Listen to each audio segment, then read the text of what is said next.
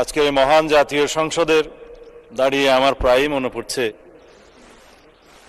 এই সংসদ গঠিত হওয়ার পরে যিনি সবচাইতে বেশি খুশি হতে পারতেন তিনি দেশনেত্রী বেগম খালেদা জিয়া। তিনি আজকে আমাদের মধ্যে নেই।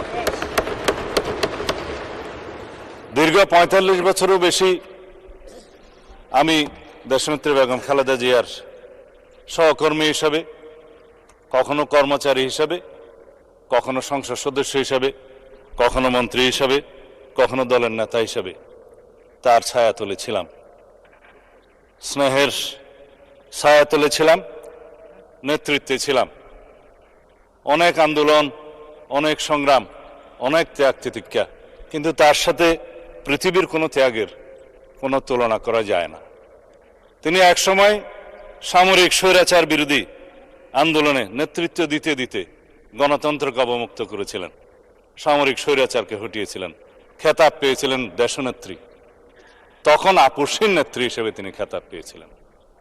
তারপরে গণতন্ত্রের যে যাত্রা ১৯৯১ সালে শুরু হলো, সংসদীয় গণতন্ত্রের যাত্রা শুরু করলেন। তার হাত দিয়ে এদেশে সংসদীয় গণতন্ত্রের পুনরায় যাত্রা শুরু হয়েছিল।